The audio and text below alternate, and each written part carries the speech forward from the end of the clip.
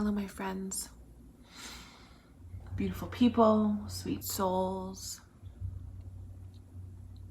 How are you today? Wherever you are, whenever you listen to this video, how are you today? And what does it mean when we ask each other, how are you? Are we even cognizant of what we are asking? Are we attentive to the words that we are speaking? Or are we simply saying a phrase that quite often gets used when you see somebody or check in with somebody? Hey, how are you? I know that oftentimes people are like, we don't even really want to know the answer to that question. And I think that there is some truth to that. And I think that inherently we do want to know the answers to those questions. I also think that we're super ill-equipped on how to hold the answers to those seemingly very benign everyday questions. So, how are you? How does your body feel right now? What is the truth? What is the truth? What is the truth? What is the truth? I can't seem to stop saying that. What is the truthful answer? What is your truth? When I ask you, how are you? If I was sitting right across, the couch from you or next to you or across the table from you, what would you say to me in response to how are you? I would love it if you could pause for a moment here and maybe even pause the video and sit with that question a little bit. Maybe even journal your answer to that question a little bit. Really give yourself the space and time to check in with your body and ask yourself that question.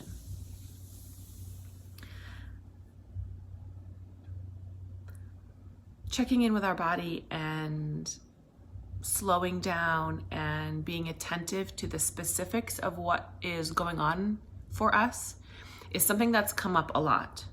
It's something that in general I speak to and teach to, but it's something that for whatever reason lately in the consciousness and with my clients, that it's a subject matter that is just on point right now. Everybody needs to slow down. Everybody needs to slow down. And when I say slow down, I don't just mean not move your body. In fact, sometimes moving your body is part of the slowing down process. And what I mean by that is slowing down primarily means the mental game. Slowing down means creating enough space in your daily life for you to attend to all the subtle, nuanced aspects of your existence. So in that way, moving your body can help you slow down. Moving your body, such as going for a hike, or for me, I love to strength train. I love to push heavy weight around because it slows my mind down. When I am pushing a sled, up and down a track, it slows my mind down because my brain literally has to focus on light feet. Your feet are light, your feet are light. And I just keep my gaze down on the ground. I don't look up how far I have to go. It's such a mental training that occurs in that scenario for me. So it does slow my mind down.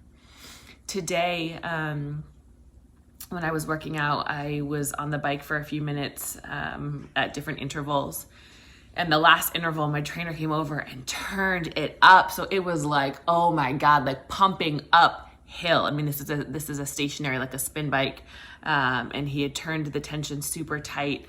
And so I was pumping my legs as if I were riding up a hill. And this is the end of my workout. I'm totally exhausted.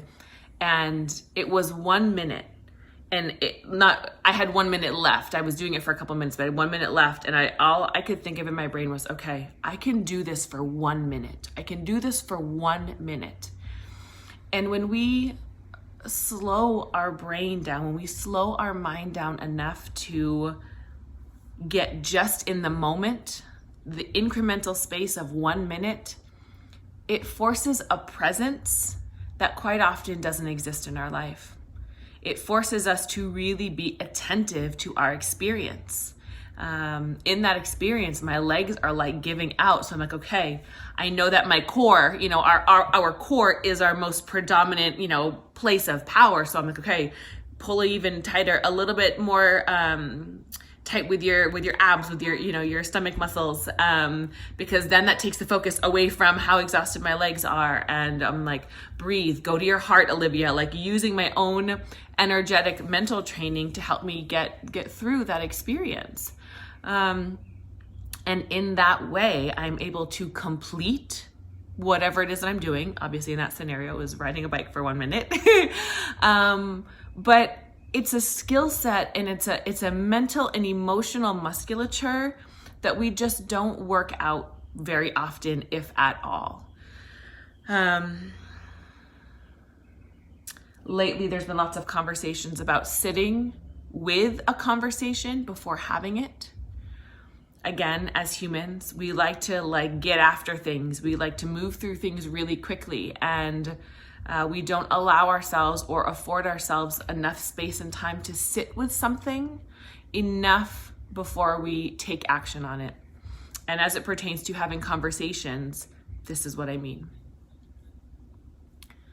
Everything in our world is its own energetic entity. Even a conversation is an energetic entity.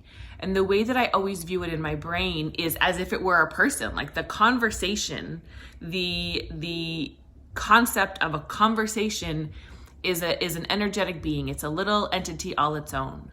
So I visually picture it as a person and give her the space and time she needs to cultivate and to be with herself and come forward in a way that is really natural and organic. Now, that does require, again, some practice, some patience, some emotional musculature, but it's really an incredible part of the process, and it's really a non-negotiable component of life, of maturity, of definitely emotional maturity, but growth in general. Like, we can't rush things. And in the world of healing and self-actualization and emotional work, we cannot rush anything. We can't rush things.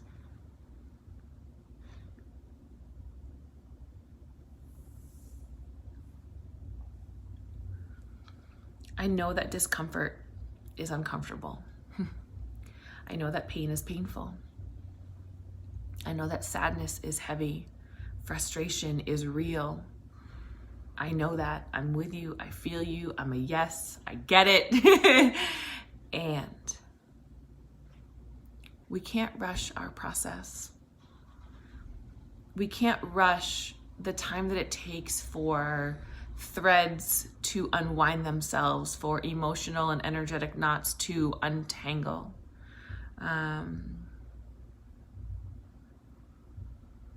It actually creates more of an entanglement and more of a knot, more tension. And it also prevents us from being available to all the incredible nourishment that is occurring as these threads are untangling. And so here's what I mean. When you're in the middle of something and you're being forced to wait, the thing that you want to do, the place that you're already projecting yourself to in your head, is not available for you. That person's not ready yet. The conversation can't be had yet. The flight is delayed, so you can't get to your destination yet. I mean, whatever it is, the thing you want is not there yet. And so you're forced to sit on your hands. And when you sit on your hands, physically or metaphorically speaking, when you sit on your hands, you're forced to just kind of look around and see what else is there. When you look around and see what else is there, you notice what else is there. And it's in that quiet, patient, introspective, available place, like this attitude of, well, I can't do this right now, so what can I do? What is available for me? And then we notice or hear the little whispers of things that are like, hey, what about this? You've always wanted to do that. Or why don't you do this for a little while? Or have you thought about that? I mean, there's always these really gentle nudges. And that speaks to the greater wisdom and need and meaning for slowing down. Is because then we're available for the gentle nudges from the universe, where we are available for the quiet whispers from our soul, from our inner voice. my experience with that is the most important space. That is the most powerful place. That is the feminine energetic expression, which is so necessary right now because we're so all hyperly masculine, toxically masculine. We're all outside, we're all external, we're all linear, we're all, constant action and not enough rest.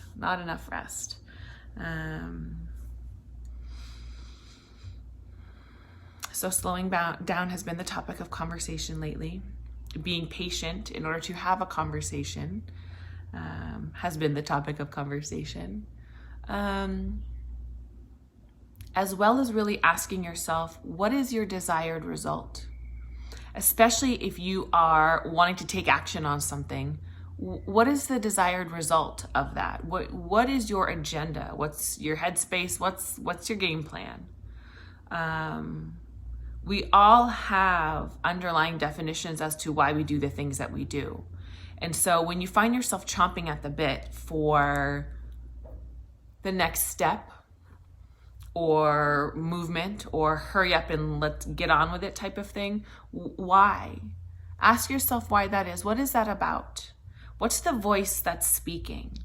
Again, I am a very internally visual person, so I often picture people or like a character or like not a character. I picture like a personality. That's the way to say it. I picture a personality with these voices that are chattering in my head. And so the way that I operate with them is I literally talk back to them. I kind of, in my mind's eye, turn to that voice that's like pushing and it's like, all right, girl, like what you want? Why? What's your deal right now? Why are you coming at me like this? And it turns my gaze, my internal gaze to that voice. And then I'm able to listen and hear what the motivation is about.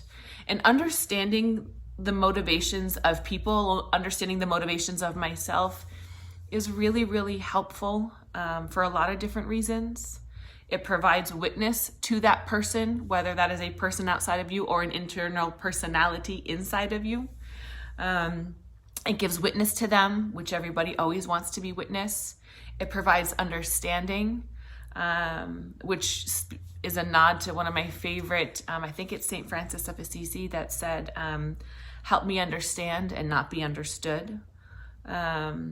It's such a gift to see the perspective of another, because in actuality, when we understand another and when we see the perspective of another, we actually better understand and have a more full perspective of ourselves.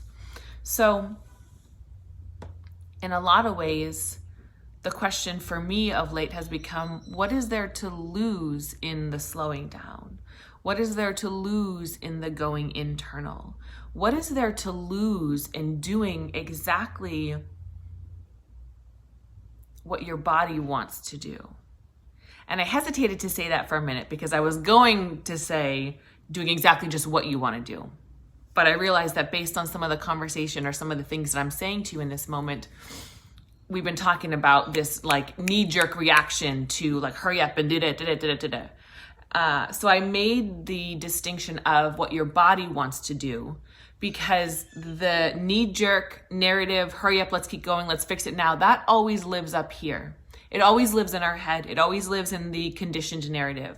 Our body has a very different experience. Our body oftentimes feels very different than the way our mind is perceiving and experiencing things. Please note that the words that I chose to use for that were very specific, because our brain doesn't feel things. Our brain experiences things.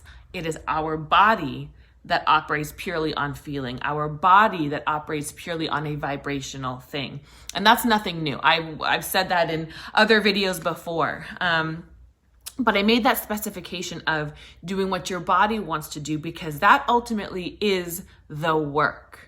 Being able to slow your brain down enough, slow your mind down enough to be attentive to your body and to be able to hear the clear messaging, not the conditioned narrative, but the clear desire and messaging from your body. that takes work. That absolutely takes work. And I will say to the day I die, at least this form, this physical form of my body, this lifetime, I will say to the day that I die that it's one of the most important, profound, pivotal, and foundational pieces of work is to be able to tune in and listen to your body and to distinguish what your body is responding with, what your body is feeling, and what your body is calling for, okay? Because it's only in our body that we actually can hear some truth. Our mind is a processing center. Our brain has been conditioned to believe certain narratives, certain stories, certain limitations. Our brain is full of definitions. Our body just feels. Our body just responds.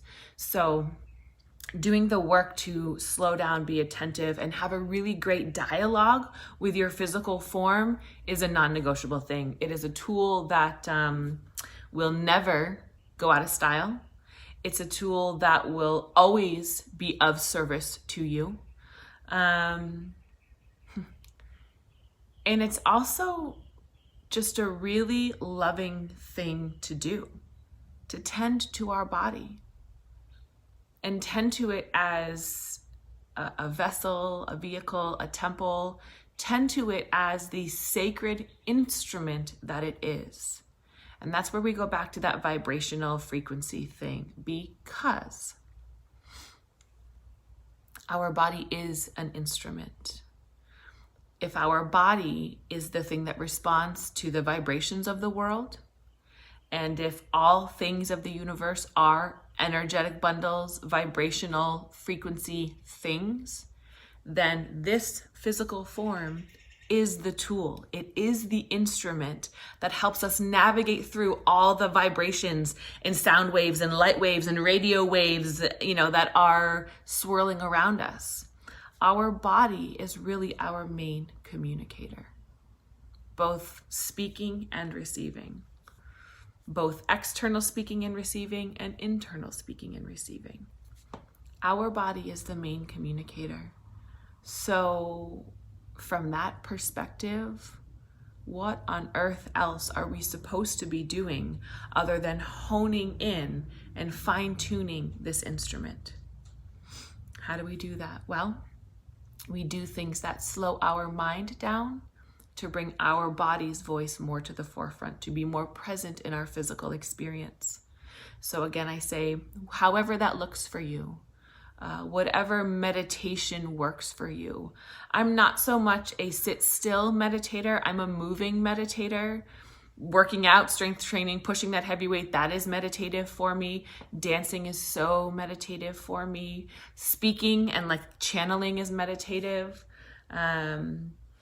I like to be in the flow of things when I am meditating. I like to move with what I'm feeling when I'm meditating. So that's how I do what I do. That's how it works for me in order to slow my mind down and get in my physical form.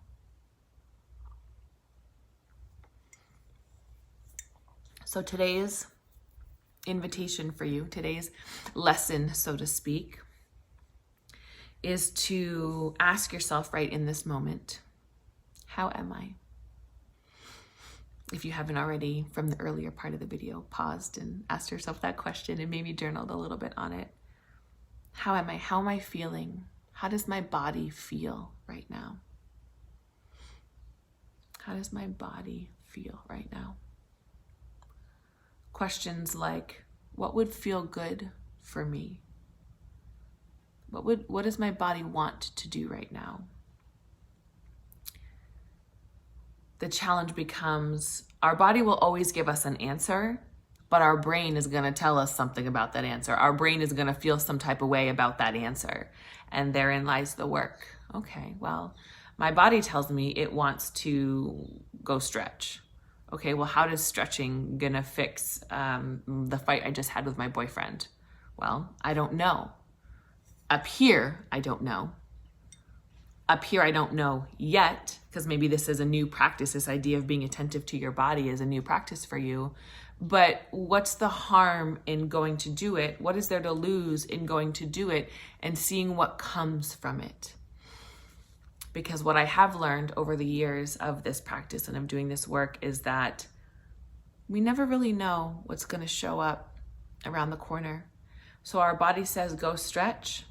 We stretch because we hold memories and thoughts and emotions and things in our body. We open up something, we release it, and all of a sudden we have a piece of clarity that we can go back to our boyfriend who we just fought with and provide that information. Just as an example. We stretch, we release some tension, we've got some endorphins flowing in our brain, and it just calms our heart a little bit. And we're less up in arms at that boyfriend that we just got in a fight with. Who knows? Really, who knows? But believing in the possibility of more, believing in the possibility of what could be, is really what we're talking about here. That's what really the juice and the magic is about. Believing in the possibility of more. And at this stage in the game, given where our human consciousness is at, the only way we can access that and be part of that and participate in that is by slowing down, being with our body, being with our physical form, practicing patience, and getting our mind to get out of the driver's seat and let our body, let our inner stillness take the wheel. It's daily work. It's a daily activity. It's a daily practice. A great way to start this is to wake up every morning and ask yourself, how does my body feel? Hey body, how you doing today? How do you feel? What do you need? What would feel good to be put into your system right away? Do you need some lemon water? Do you want coffee? Are you feeling like a sweet treat first thing in the morning? You know, like wake up in the morning, ask yourself, how does my body feel? Start that dialogue with your physical form and watch the ways in which it responds. Watch the ways in which it, like a flower turning its face to the sun, is just so happy to be tended to by you.